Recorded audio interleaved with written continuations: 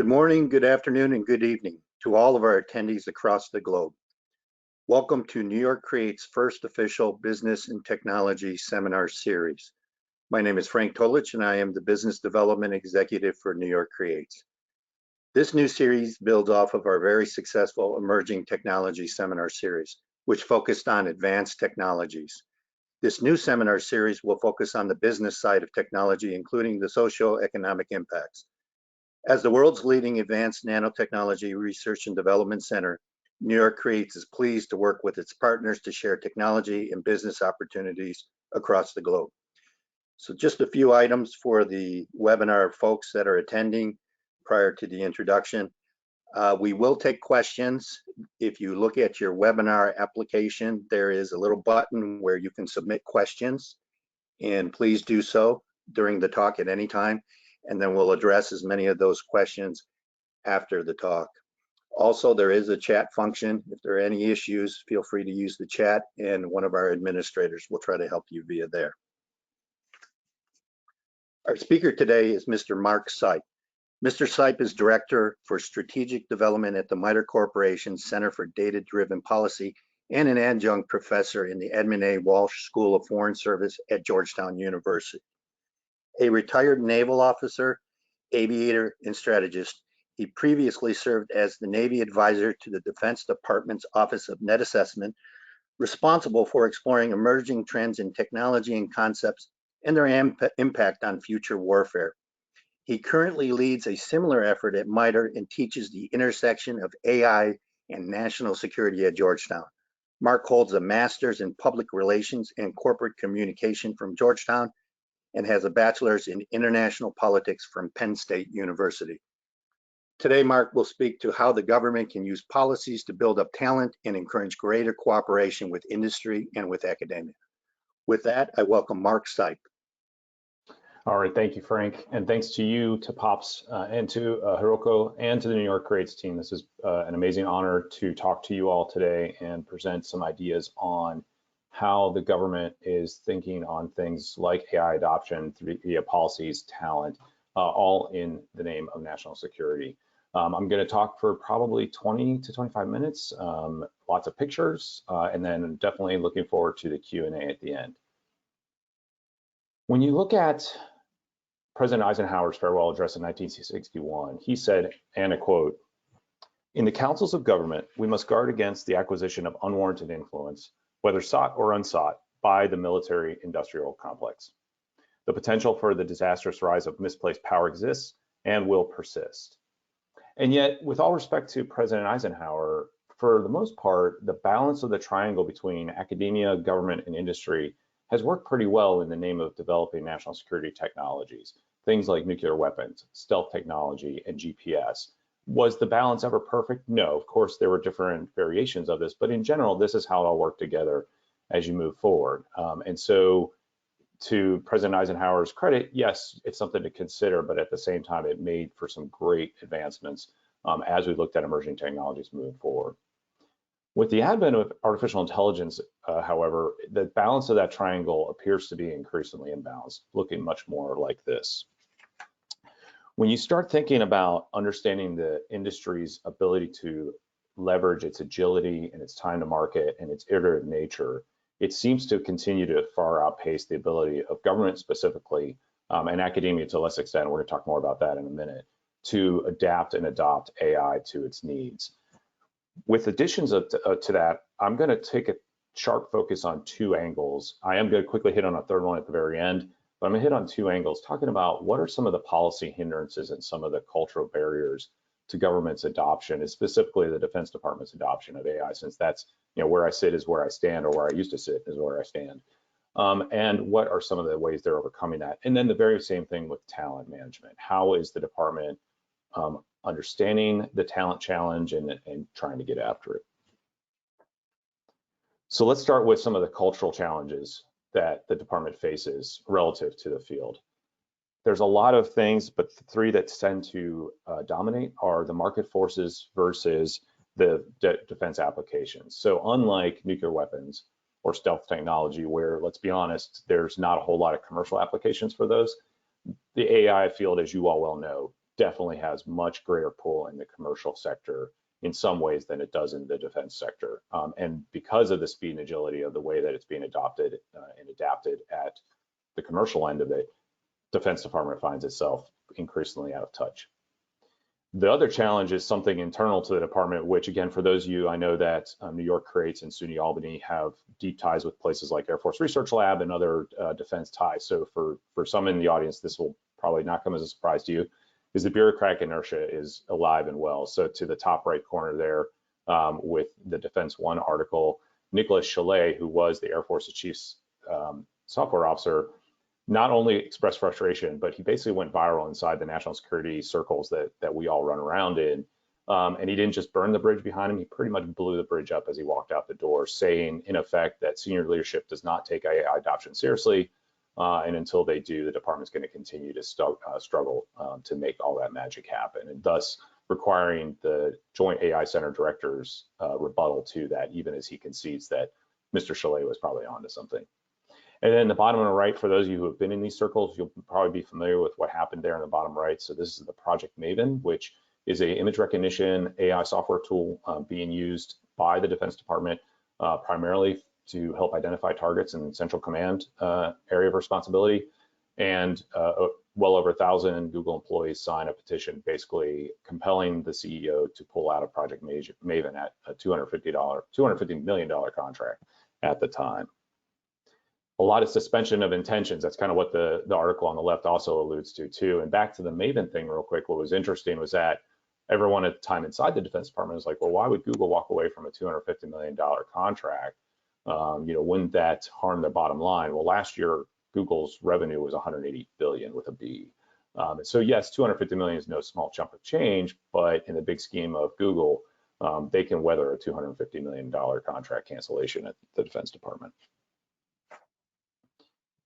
When you continue to go on, the hits just keep on coming. So in the top left are my brothers and sisters over at the Center for New American Security. A lot of folks that, again, run around in the circles that I run around in, do a lot of deep work on how the cultural barriers and bureaucratic inertia continue to impede the ability to adopt AI in the Defense Department. On the bottom left, this is a classic example of infighting abetted and aided by the federal acquisition regulations itself. And so without going into too much detail, it's enough to tell you that JEDI was supposed to be the one cloud to rule them all inside the Defense Department, both for business practices, but also for operational use out in the battlefield. Google was in the contract. Google decides to drop out. Microsoft comes in, Amazon challenges because that's what the federal regulations allow, and all this back and forth and back and forth. And then there may have been some undue influence to stack on top of that. And basically the entire contract dies. So as of today, the Defense Department is nowhere closer to a enterprise cloud structure than it was like 4 years ago when all this started, 3 or 4 years ago. And why is that? Well, the thing on the right is just one example of the federal acquisition regulations, that big book called the FAR. And the challenge becomes bureaucratically is when the Defense Department, my former employers, start looking for opportunities to interact with AI developers, especially small startup companies. The ability to navigate that big red book on the right is extremely challenging. There's a reason why the big five of Raytheon, Lockheed, and the like have entire shops to discern and decipher and take that thing apart. There was a great study done by the Center for Security International Studies back in 2018 that looked at that big book on the right and said, why are the small startups, the small defense companies not able to hang in there? And they found that through their data collection from 2001 to 2016, 80% of defense companies that said that they were defense related disappeared, either absorbed by the big five or just flat out closed their doors because they couldn't compete. It's partially because their ability to understand and navigate these labyrinth of federal acquisition rules was just too great for them. So what's the end result of all this? The end result is this. So for those of you who are not familiar, the National Security Commission on Artificial Intelligence was created actually by Congress, recognizing it's spurred on by the Defense Department to say, please put this commission together, but also independent because it was increasingly recognized that the ability for the United States in general and for national security specifically to compete in the world of AI was becoming a greater and greater imperative for those who were looking closely at China's AI development and to a lesser extent Russia's AI development. And so the commission, again, Eric Schmidt, former chairman of Google, Bob Work, former Deputy Secretary of Defense, and a big proponent of things like the third offset strategy, which is an emerging technology idea to come out of the Defense Department. This was their letter, and the quote is, "America is not prepared to defend or compete in the AI era, full stop." Their language, as the rest of the letter goes on, is pretty harsh, but fair for many of us in the community. And the report, which goes about 750 pages, if you ever want to sit down and read that over a weekend, talks a lot about ways to acknowledge the challenge and then compete against that. And I'm going to reference this report a couple of times because the Defense Department has been taking this pretty seriously. Eric and Bob have been doing quite the roadshow, both publicly and then with private engagements, to get some of the recommendations from this report integrated both on policy side and then, as you'll see later, with some of the talent management stuff. And again, happy to talk a little more about it during the Q&A. To be fair, the government and the Defense Department, it's not like they're not spending money. So on the left here is government spending for programs that are already in play. So on the top left is government minus the Defense Department. So you can see Health and Human Services, NASA's in this. This report is about a year old. This was taken from Bloomberg Government. On the bottom left are the programs that are in play right now in the Defense Department. The number one is Special Operations Command. They decided that, well, if JEDI is not going to work, we're going to buy our own cloud server for intelligence gathering and intelligence exploitation and development. And so they had a $600 million contract, which is why their line just goes way bigger than everybody else's. In the top right is, again, federal government R&D. You can see the numbers there. And again, if you need to see the numbers more, I'm happy to share the link after this lecture with Frank. And then the bottom right is R&D for the Defense Department specifically. My former service, the Navy, is leading that. And that is partially because they have two autonomous vehicle programs, one called Sea Hunter, which is a surface-based one, maritime surface, and one called the MQ-25 Stingray, which is a airborne unmanned vehicle in R&D, not in production yet, but in R&D. And thus, that's why Navy in particular is spending some big money on those programs. So it looks really good. These numbers are pretty good. Again, I wrote these down, so forgive me for looking at my notes, but I just want to point out that you've got $2 billion a year with government, including defense, for programs, and $7 billion for R&D. So those aren't bad. And just this week, the Senate Appropriations Committee decided to go ahead and give the Defense Department another almost $700 million for AI-related work, kind of like out of the blue, which is great for those of us who are in the AI field and defense. But when you start looking at the numbers with industry, now industry is always challenging. I think you here at New York CREATES probably know that better than I do, is that industry can be a little squirrely with some of their R&D numbers, especially the big ones, because they're trying to, not lose competitive advantage. But there was one report recently that said the number was 80 billion with an 880, just in R&D. DeepMind, which are the creators of AlphaGo and other AI breakthrough type technologies, they lose about $1 billion to $2 billion a year just in R&D. So they're losing as much as some elements of the Defense Department are trying to spend. And so does the Defense Department need to spend at the level of industry? No. I mean, their requirements in the Defense Department compared to the commercial sector are actually relatively small, despite the huge budget that the Defense Department has overall. But nevertheless, they do probably need to be spending more than they are right now. So what about building organizations to help with AI adoption, both in government and in the Defense Department? Again, some good news stories here. So on the top, this big picture here is the National Science Foundation's AI Research Institutes, which SUNY Albany is one of the recipients, working with the University of Oklahoma on weather-related AI developments. Lots of these dots continue to grow. This is an updated map, I think, every 6 months. So really cool work between academia with government granting from NSF, and all in good intentions, certainly.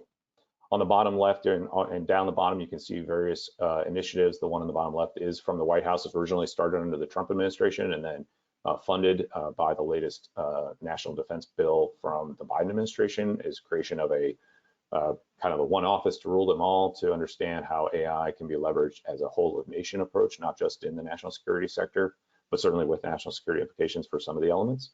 In the middle is Government Services Administration, working with the Defense's Joint AI Center to create a center of excellence, again, for the government to understand how to leverage AI. And on the right is the Department of Commerce, creating kind of a druid council, if you will, of some of the top talent from across a range of policy, technologists, entrepreneurs, venture capitalists, to kind of help manage where the US effort in AI is going. So all really good ideas. The question will be, and I'm going to allude to this a couple times in my lecture, is is the idea of scale. These are all great ideas, but how do you scale it up to a level that has the impact that we all in the field kind of want to see? For defense specifically, again, these should be very familiar to some of you at New York Creates, or a variety of things. So from the Defense Department to go outward, engage with industry, the Defense Innovation Unit, DIU for short, has been kind of the hallmark one, definitely getting a lot of press. They've got locations out in Palo Alto and I think Austin now, and maybe up in Boston, so they're spreading out, which is all great. Over on the right is one example of what the Defense Department's really gotten excited about, which are these tech incubators. So this is SOFWorks, so Special Operations Forces Works is just a cool title. Not directly tied to Special Operations Command. It's its own 501c3, but shockingly, it's located in Tampa, just down the road from Special Operations Command. And basically one of these things where you open up the doors, you bring in the technologists, either AI or others, and you tell everybody over at Special Operations Command, hey, why don't you guys come down for a couple hours to come to the facility? I think we got something to show you. A great idea is, again, challenges of scale. In the middle is if maybe commercial wants to come to the Defense Department, and again, this isn't perfect, it's not a clean line. There's definitely some interaction between the two. But again, the Joint AI Center, a mini NSF, if you will, in the sense that, they've got money, they're looking for best of breed AI iterative development. They've got the ability to apply cash to some of these kind of quick turn things. They have some special rules, which is pretty cool to get around the federal acquisition regulations, or at least streamline them in a way that they can spread some money around. So as industry comes to them and says, hey, we've got this great idea, is it something you can use? The Joint AI Center can go do that. And then there's the good old fashioned sponsor and solicitations on the right, which is this is the Secretary's Acquisition and Sustainment Directorate. Again, number 3 or 4, depending on how you count it, as far as the level of horsepower inside the Defense Department for the Secretariat level. And this is the good old, come to us with a great idea, and if you make it through the federal acquisition regulations, we'll talk to you. And then what about academia? So with academia on the bottom left is a variation. This isn't AI specifically, admittedly, but it's one we use both in the lectures at Georgetown as well as in discussions in the building. This is an idea of the hypersonics vehicles and who's working with them. So Applied Physics Lab from Johns Hopkins as well as Purdue are collaborating with the Defense Department to talk about things like hypersonic development. And on the right, in the great city of Pittsburgh, where I am from, the Army decided to go ahead and park their AI task force inside Carnegie Mellon's physical ecosystem and AI infrastructure. So good on Army for actually taking the opportunity to move outside the Beltway and move outside their normal centers of gravity, if you will, the Fort Braggs and the Fort Sills of the world, to actually put this somewhere where they knew they could couple with some of the brightest minds in academia to kind of move their AI efforts forward in a coherent way. So these are all great programs, all good things. We can talk a lot, maybe during Q&A if you have interest, kind of like my 2 cents on where I think these are going. Again, I think the challenges, especially with the top 2 and maybe the Joint AI Center in particular, is just, again, it's just one of scale. I mean, they do some great things, but as a colleague of mine over at Georgetown put it, they call it the innovation tourism. Defense Innovation Unit will go see all these great ideas out in Palo Alto or down in Austin, but they can't seem to scale it up to the masses that is the military. And I'm going to end my talk kind of hinting at that briefly for us to talk about during QA if interested. So the policies are in place, sort of, they've got some organizational things, but what about the people, which are the heart of this? Well, unfortunately, very much like the policy side, the talent side is definitely a work in progress and a source of frustration inside the Defense Department. So again, one of the quotes from the paper for the commission, this is just a pull quote, but one of the other lines in there basically says the inability for the Defense Department to leverage top AI talent will be the critical thing that holds us back from AI adoption moving forward. And so there's a lot of challenges with that. In the bottom right, this just came out this week, as you can see. So the DIU chief is just getting really frustrated because, again, the ability to harness the AI talent is pretty slow.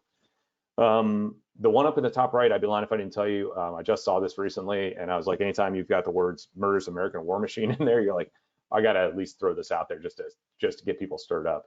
But it's interesting, right? Because it's a cheeky title, but it has, in just those few words on that front page, conveyed some of the challenges with bringing in talent at the individual level, because AI developers, as we saw with the Google example from Maven and others, it's a legitimate concern. There's a lot of a lot of open source architecture, a lot of good spiral development inside the AI community, and then they get really surprised and frustrated and saddened, frankly, to in some extent, that those same things can then be used in the very hard business that is the Defense Department and military operations. The other challenge Defense Department is like, what? Well, so okay, these quotes are all great, but like, what are the numbers that are facing the Defense Department as they're trying to find the talent that everybody else is? So this report is from a group called the State of AI. They do an annual report, and they pulled this up. And again, they're using Indeed.com in this case, which is a job searching website. And the number of jobs that have AI-ish requirements versus the number of people who are actually looking for AI-ish requirement jobs is a factor of 3. And so the number of jobs that have some variation of AI or data science or software engineering in them is far outstripping the supply right now. And so the Defense Department is just one of many trying to find these same people, and it can be very difficult. And what becomes even more challenging is, what are we here in the United States doing to grow AI talent, even at a most foundational level? While I won't spend a lot of time in this lecture talking about K-12 education and STEM, although we can certainly talk about it, I will fully defer to some of the individuals and talent at New York Creates, having talked to people like Pops who see these numbers on the ground even more than I do. But this one I found interesting. This is from a Brookings report. And what they did was they all these little dots are the various urban areas here in the United States. Obviously, LA, San Francisco, Seattle, easy to pick out. And what they did was they took a step back and said, okay, well, who's at least even seeing AI in either their daily lives, in their education, or just by osmosis in town? So no surprise, places like San Francisco, Seattle, deep red circles, meaning that there's a lot of AI exposure there, whether it's robotics, whether it's, again, the Palo Alto AI ecosystem, or whether it's the educational opportunities in those metro areas. Down in the deep blues, the places like Miami, Orlando, to some extent, are actually deep blue, not because that makes them lesser, of course, but it's also because those are more tourism. There's just different types of industries down there that aren't seeing maybe more service-based versus manufacturing-based. So they're not seeing as much adoption of AI, again, either in robotics or in their academic centers of excellence inside those different areas. So the ability of our own domestic population to see AI, to understand what it means, is very uneven. And again, if you start reading a lot of the reports from the K-12, it gets even more uneven as you start getting into questions of, are the teachers qualified to teach AI basics or computer science basics or statistics, things like that. So a lot going on here. So if you don't have the domestic talent, where else can we go? And this is where it gets a little tricky for the Defense Department, who, for good reasons, have security clearance concerns. This is a group called Macropolo. They're out of the Paulson Institute. And this thing, if you click on it, it actually is like an interactive thing on their website. It's the AI Talent Tracker. And as you can see, through their work and their research, the number of talent that are coming in to fulfill graduate school is far outstripping what we here domestically are producing in order to move from undergraduate to graduate and then into the workforce. So at least and this is a broad thing, this isn't just national security, this snapshot that you're seeing here, but it gets to questions of, you've got great talent, including great talent from China, which again is a growing competitor in the national security sphere. So is there a way we can harness this talent, or are we just going to have to kind of suffer through and trying to find that discrete piece of domestic talent that has the right qualifications, can get the right security clearances, and wants to work with the Defense Department, which is a huge hurdle to climb in of itself, which I'm going to talk about in a minute. There's one program I'm going to highlight that can leverage foreign-born talent in a way that still preserves some of the security classification challenges that the Defense Department in particular is grappling with. But again, it's still just very much a nascent idea that needs probably a little more fidelity and a little more scale. But again, I'll talk about that in a minute. And again, we can have a conversation about that as well. My colleagues at MITRE joined with the colleagues at Georgetown Center for Security and Emerging Technology and did a joint report looking at, they basically, to their credit, they were like, look, we think the talent's actually in the Defense Department. So the challenge isn't that there aren't enough people, because again, the Defense Department needs AI talent, but it doesn't necessarily need it at the scale of Facebook or Amazon. It just needs AI talent in key places to help move policy forward, to help inform the technological development, to do test and evaluation, those kind of things. So you don't need the entire pool of talent at the Pentagon or in the services, but you just need to have enough in the right places. And they were like, look, it's there.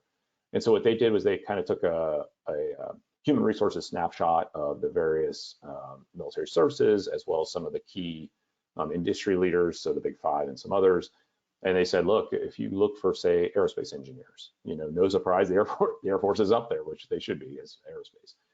If you're looking at operational research analysts, again, Air Force is number 2 and Army's number 4. That's pretty good. I would challenge that with a lot of respect to my colleagues who did the work, in their own report, the big table that you see on the right, the 2 fields that none of the services show up in at all are the 2 that are probably most directly related to AI relative to the other ones, which is software engineering and data scientists, right? So not only do none of the services show up, but even the big 5 defense contractors don't even show up till 8, 10, and then 9 if you count Booz Allen over at the data sciences. Again, as you can see on this slide, Google, Microsoft, Amazon, they're all running the train here. What's really sad, as a former Navy guy who loves to wave the blue and gold and go Navy beat Army kind of guy, is that Navy is not even anywhere on this list, and that gets to questions of talent management, even talent identification and talent shepherding, if you will, through the organization, such that you even know who's in the organization. I'm going to talk about that here in a second. So what is the department doing? Well, before I even get to that, I'm going to tell you where the other challenges lie within the Defense Department. Compensation is usually the easy one. People go, well, the Defense Department cannot pay what Facebook can pay and Amazon can pay and all that kind of stuff. And that's not false. Very anecdotally, I have a friend of mine who was at Cyber Command as the election security team lead. She's brilliant. She's driven. And when she got out of the Navy making her, whatever 120K that we all make, because it's publicly available and you can all see how much you pay your military officers, she was like, well, I got Facebook knocking on my door and they're throwing mad cash at her to try to come and do some work over there. She ultimately said, excuse me, sorry about that. She ultimately said that she decided to stay with MITRE, which is a federal research center, because she wanted to stay in the mission, which is great. So good on her. And that's awesome, but that's just one angle. Compensation, though, is a little bit trickier than compensation. There's a lot of us in the field, and I do obviously prescribe to this, is that you can pay maybe a little bit lower wage if the mission is really awesome and if the barriers to get into that mission are worthwhile. And so, for example, when you look at lack of organization, so I'm going to take you quickly around this square or this rectangle at the bottom. When you look at organization, to what I just said before, it's not clear that the Navy even knows who its AI or AI related talent is inside the service. We have codes. Like my code was a 1310 for a pilot. We all have different codes for what we do. It is not clear that the Navy's done that. The reason why the Air Force and Army showed up in the report from MITRE and from Georgetown was because they have taken the time to organize them. Is it still in the right places? Is the talent placed in the right places? Hard to say. Recruiting is a challenge. It becomes more harder for any of you who've run the gauntlet of the USA jobs.gov website or tried to apply to a federal job. It's incredibly challenging. And so there's a lot of barriers to that. More importantly, though, even pre-COVID, you of course were seeing gig work, you were seeing maybe some hints of telework, and certainly during COVID, that is absolutely true. It was telling that the Joint AI Center, their building was one of the first shut down in DC because they had 2 COVID cases in March of 2019. So they shut the building down and it took them 2 weeks to get back up and running because none of their equipment, even the unclassified network, was designed to do telework. And so this is your premier AI center for the Defense Department, and they were offline for 2 weeks because they couldn't get the computers to do simple telework. And so if you are not creating an environment where you can recruit people either for short term or maybe bring people in, quote unquote, sideways. So instead of going up through the ranks like maybe military people do, you kind of bring them in sideways. It's going to continue to be a challenge because they're very talented people. They know they're talented and they want to be put in a place where they can leverage their talent in a way that they want to leverage their talent versus the way the Defense Department is going to tell them to leverage it. When you talk about building, training, and educating, I mean, this is kind of a perennial problem. To be fair, this isn't just the AI problem. Is how do we reskill, retrain, retool our workforce as things change and things evolve? But it's pretty cumbersome. It's kind of ad hoc. Can John or Sally be let go for 2 weeks to go to retraining? Yeah, it's hard to say. Maybe instead I'll send Bob and Mary. It's not a coherent pathway to get training done. And so how you make all that magic happen can be challenging. And finally, for employment, I mean, this I think is kind of the big one, is at the end of the day, like you want to get into, if you're an AI developer and you're trying to help national security and you're motivated by that mission, you want to be able to sit down, log in, and get going as fast as possible. What you don't want is 2 weeks just to get your .mil email up, another 6 weeks to get PyTorch or TensorFlow loaded onto a standalone computer. And you certainly don't want to be doing like basic database management when you're being paid, in theory, or being hired to do AI development and with high impact to the warfighter. And so how we actually use our talent once it's there and keep them retained can be something that's very challenging. So there are a number of efforts in place. So on the top left and top right are two examples. On the top left is the Defense Digital Service. It's the idea that it was pretty amazing when this opened because literally folks in the Pentagon are wearing, suits and ties and everything else, or military uniforms. And these men and women are rolling down like in hoodies and, flip-flops and shorts and all this kind of stuff. And they're, swiping in and swiping out of the Pentagon like everybody else. But it was the idea of meeting the talent where it is, creating the work environment that you possibly can, providing them with a standalone set of machines that are already preloaded with everything they want and need, including data sets. So it's not, of course, just about software, right? Having the access to the correct data sets to create the models you need. Again, awesome, really good people, incredibly talented, and some good impacts, but still not scaled up, like still a relatively small, relatively niche organization that resides just in the Secretariat of the Defense Department, not in the military services. On the top right is something DIU created, which is an app called Gig Eagle. It's the idea of basically like crowdsourcing work. So as an AI task comes in, you can send it over here. It's kind of like Uber for tasks. I've got a task and I have a driver, let's put them together and make magic happen. And this is one example where foreign talent might be leveraged because Gig Eagle, one of the things is it's mostly unclassified work, and it uses a hub and spoke kind of process where the hub would still be a US national with correct security clearances, but he or she would have the discretion, knowing what the task is, to farm it out, not just to other US national AI developers, but to foreign nationals that he or she has access to or knows, and things like that. And finally, to the square in the bottom, this is from the NSC final report. There's a whole host of recommendations that they have for managing talent. Some of them are pretty audacious. One of them was a digital service academy for GS employees, for civilian government service employees, basically just like the Naval Academy or Air Force Academy or West Point. Pretty cool, pretty interesting. We'll see if that happens. That takes a heck of a lot of money, and there's a lot of other political angles to that. But nevertheless, the Defense Department's really spending a lot of time on these recommendations in particular because they're coming from a fairly informed place, and a lot of them are basically plug and play if you can get the right legislation in place. So again, talent management's a work in progress. It's all about scale, and it's all about as we continue to kind of move around this ecosystem, the competition continues to get hotter and hotter. And at what point do you continue to lag so far behind that catching up becomes just that much more expensive? So I'll finish with this. So as Frank said at the opening paragraph or the opening introduction, so I was a former Navy pilot. This is the greatest airplane that the US Navy has ever flown in its history. This is the E-2 Hawkeye. It's command and control aircraft off of aircraft carriers. The plane on the left was designed when Ike was president. And that plane right there was flown when Kennedy was president. That plane on the right literally just came off the production line last year and is going to continue to come off the production lines for at least another 5 years and fly until the late 2040s. And right now, as you can see there, it's plugged into the MQ-25 Stingray tanking. This is during test flights.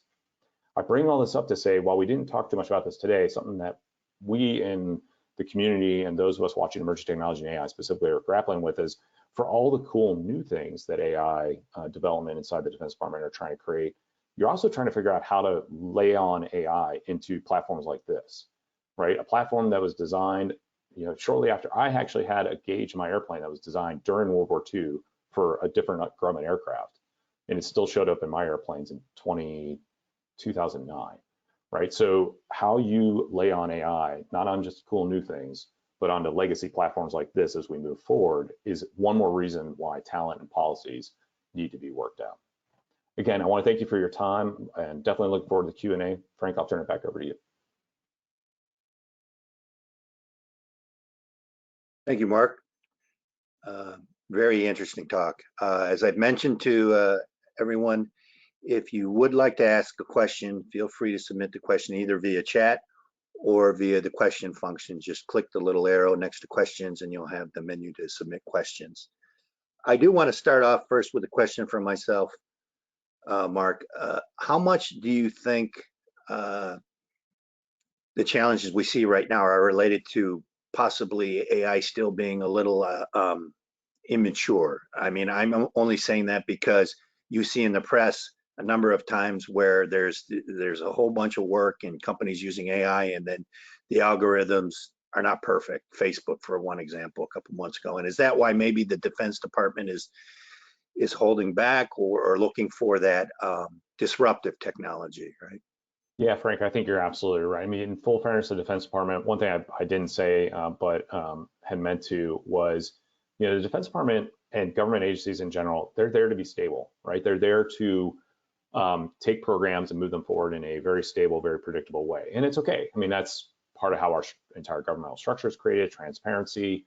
Again, if you had government agencies that were maybe more willy-nilly, like creating that kind of churn is not good for anybody, including national security. And yet the challenge is that, and the struggle, I think, for those of us in this community kind of watching all this magic happen, is that, as you well know, like AI is not a technology that, it's not like stealth where we can just develop it over a number of years and move it forward. And even then, stealth had a whole different acceleration pipeline behind closed doors and behind the black curtain. AI is moving so quickly that the lack of agility for the Defense Department to do any major adoption is really becoming a struggle. And not that you want to mirror image or emulate your competitors, but it's telling that we're seeing Russian unmanned systems showing up out on battlefields, especially their unmanned ground systems in Syria. We're starting to see a bit more AI coming out of China as far as at least experimentation, if not, production line development. And we're not, the services especially, and I watch the Navy obviously very closely, although the Air Force too, since I'm a pilot, man, the services just seem to be like perfectly okay taking their long time, because the problem is that with a budget that's getting ever tighter, and especially unfortunately with COVID financial impacts, and then just general pressures on the defense budget that are coming up with other discretionary spending, the department doesn't want to spend a ton of time and money on something that they're not 100% confident is going to work. So they don't build in a buffer to fail during their research and development programs and challenges, which further makes it, to your point, Frank, further makes it like, well, let's just wait till we see the magic happen out of the commercial sector and then we'll just adopt it. There are some challenges that only the military know that the commercial sector doesn't. And even those are not being, I think, pursued in a timely manner.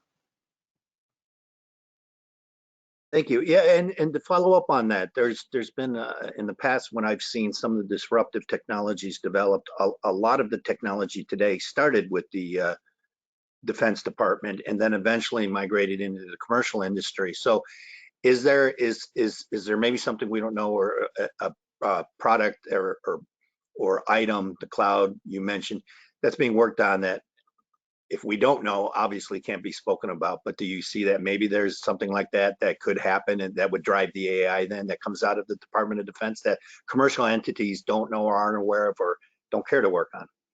Yeah. So I was smiling as you were saying that, Frank, because one of the examples I used, GPS. I still remember I had just started flying as a pilot when President Clinton opened up GPS to the commercial sector and also that kind of stuff.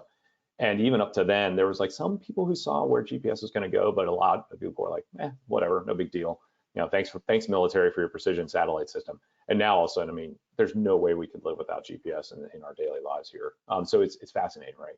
For AI, I think the big one, Frank, would probably be something like the one thing the military really doesn't do well, that it probably could use AI, probably even better, maybe the commercial sector, is wargaming and courses of action evaluation. And so the idea of, and to be fair to things like Alpha Star and the StarCraft 2 advances, I mean, sure, like those are happening in the commercial sector too, although even DeepMind will tell you that they're trying to get away from the building cool games and try to do something more productive. The reality is that the military has such a unique need to understand different decision-making modalities, and we do it under such time-critical situations that if we in the Defense Department can create recommenders and courses of action evaluators, again, I'm still relatively new to the commercial sector, so I will slightly punt on the second half of my comment, but please tell me if I'm right or wrong.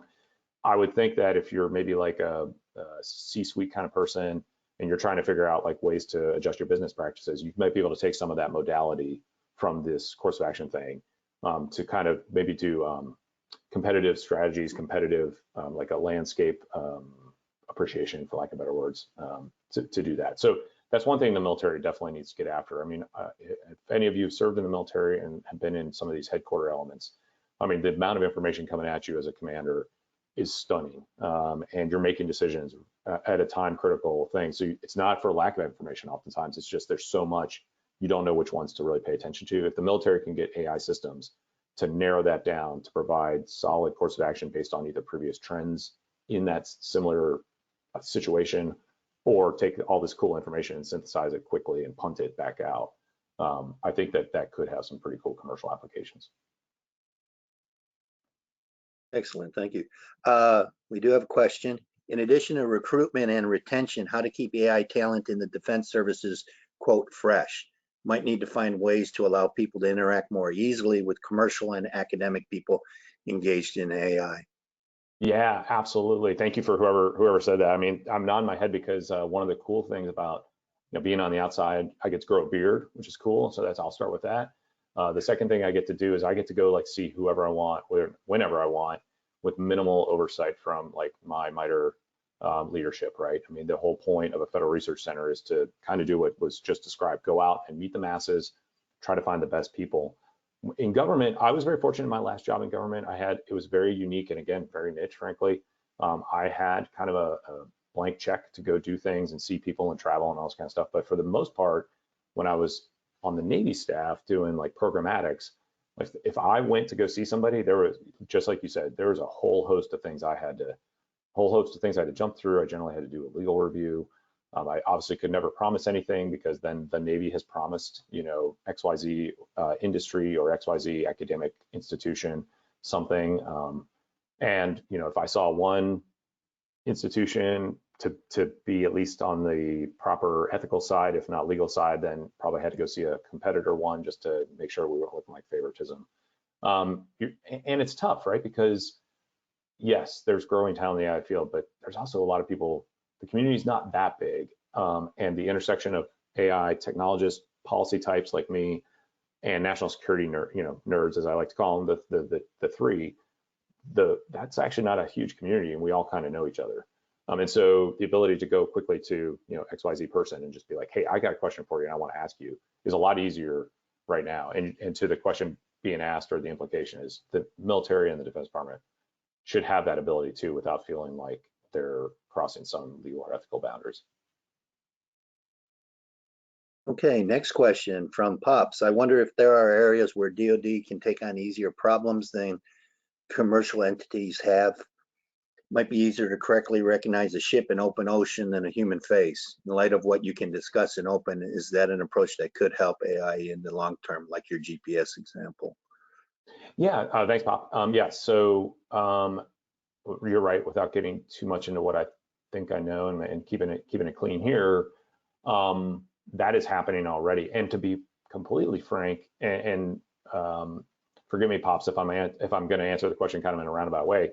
What's really interesting is I am blown away by the growth in the commercial sector, actually, for things like finding pictures of ships in open water. Some of the fidelity of these commercial sensors that any one of us can go on the website and with a small subscription, pay for like the super fidelity stuff. It's incredible, and it's scary in some ways because you kind of start asking yourself, like, why does commercial sector need such high fidelity imagery down to like the 1 square meter kind of thing? Nevertheless, that is happening. As far as facial recognition versus, it's different types of things you're looking for. Of course, I know you all know that. The one thing I will say too, to kind of answer the question a little bit, one thing the military is struggling with is, it's one thing to take a picture of a ship from overhead. And that will certainly help you with data fusion and AI image recognition, that kind of stuff. But say I wanted to make like that MQ-3025 here in the picture. Say I wanted to make that thing instead of a refueler, say I wanted to make it a long-range deep reconnaissance platform with AI-enabled target recognition. It's not looking at the ship overhead, it needs to look at the ship sideways or on the bow or on the stern or any number of angles. How do we collect that imagery? That is something that only the military is as concerned about as any commercial entity, is the ability to recognize certain things has to come not just from overhead sensors, has to come from a variety of different angles that become challenging when your adversary doesn't want you to take those pictures in the first place. We're looking at things like synthetic training data creation, general adversarial networks, for those of you familiar with that technology. We're trying to find ways to do that, but for a whole host of reasons I won't totally get into, it's enough to tell you that a picture of a certain adversary ship from this angle is completely different when the sun's on this side of it versus the sun's on this side of it versus there is no sun. And that's a challenge the military is working with as far as AI image recognition. Thank you. Bob said a helpful answer. Okay, we're nearing the end. I don't see any other questions. If there's any other questions, feel free to submit by chat or questions. Otherwise, I may wrap it up with one more question.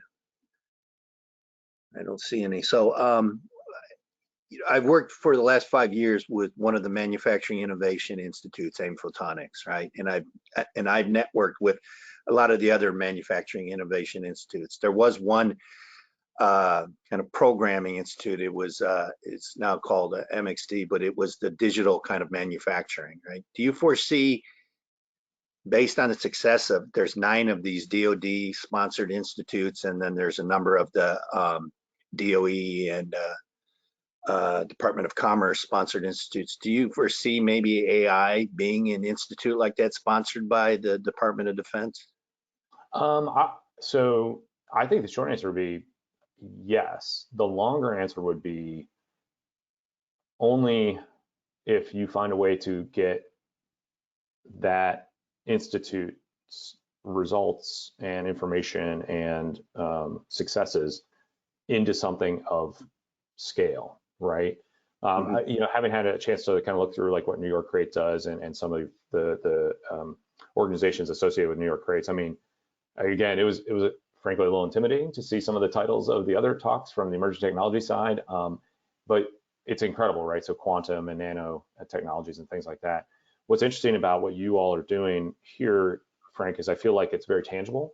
Like, I know quantum has a whole other thing going on with it about like how far can you go with entanglement and qubits and all that kind of stuff. I got that, but you guys are creating things, and the Department of Defense likes things. AI is certainly a thing, it's a widget, but it's also as much about embedding it into something bigger, like the Hawkeye I'm showing in front of you, right? The soldiers and sailors and airmen and Marines and now Guardians, right? So how do you scale it up? And that's, I think, always been the challenge, is that for the work you guys are doing with AFRL and others, it will work its way in there.